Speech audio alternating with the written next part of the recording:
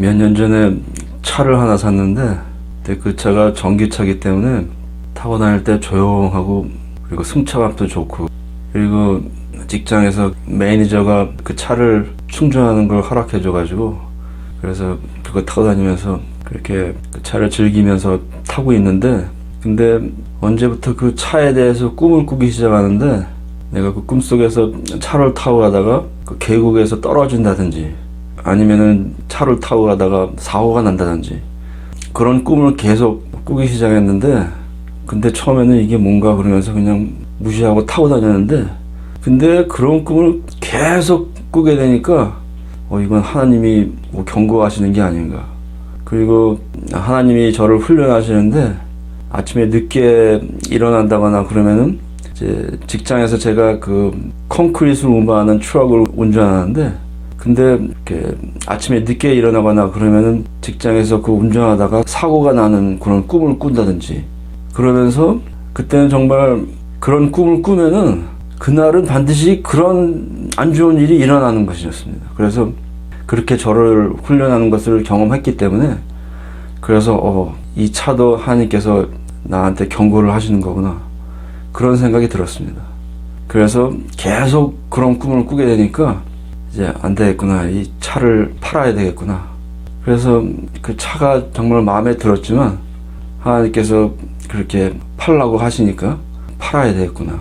그래서 마음의 결정을 하고 이제 차 파는 광고를 하고 사고 싶어하는 그런 사람들을 만나고 이렇게 차를 팔려고 시도를 했는데, 근데 하루는 이제 어떤 차를 진지하게 사고 싶어하는 그런 사람을 만나게 돼가지고, 이제 그 사람이 이제 시운전을 하고 그러는데, 근데 그 사람이 이 차가 이상하다는 것입니다. 그래서 이제 급제동을 할 때 차가 좀 이상한데 왜 그런가 저한테 물어봐가지고, 그때 이제 제가 계속 잊어버리고 있었던 그런 그 차의 문제점을 기억하게 됐습니다. 그래서 그 문제점에 대해서 차 딜러십에도 가가지고 고치려고 했었는데, 그 차 딜러십에서도 그 문제점을 발견하지 못하고, 그래서 고치지 못하고, 그런 걸 기억이 나가지고 그렇게 설명을 해서 이제 그 사람이 그 차는 사지 않게 됐습니다.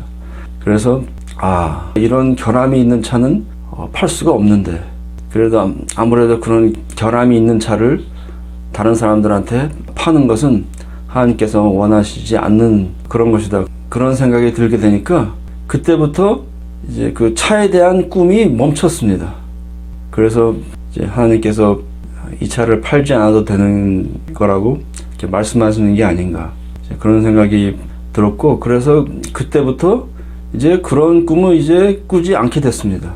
그래서 아직까지도 그 차를 잘 타고 있는데, 그래서 어떤 생각이 들었냐면은, 하나님께서 내가 그 차를 너무 좋아하니까 내가 가장 좋아하는 그런 것으로 하나님께서 나를 시험하신 게 아닌가, 그런 생각이 들었습니다. 그래서 아브라함도 제일 사랑하는 이삭을 가지고 하나님께서 그런 시험을 하셨는데, 그래서 여러분께 말씀드리고 싶은 것은, 하나님께서 정말 그 하나님을 순종하는가, 하나님을 정말 이 모든 것보다 더 사랑하는가, 그런 것을 시험을 할 수가 있다는 것입니다. 근데 그 시험하시는 게 많은 경우에 있어서 그 사람의 중심을 시험하는 경우가 많다는 것입니다.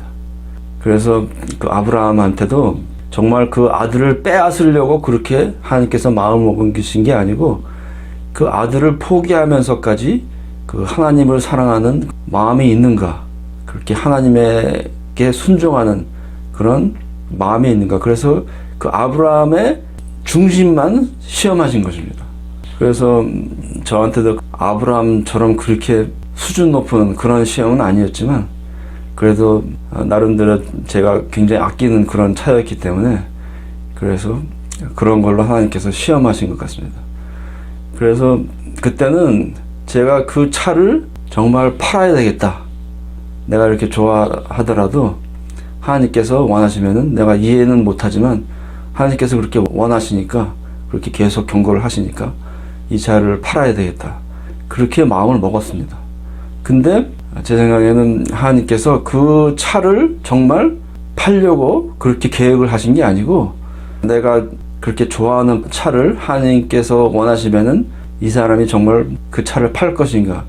그래서 그런 것을 시험하신 것 같습니다.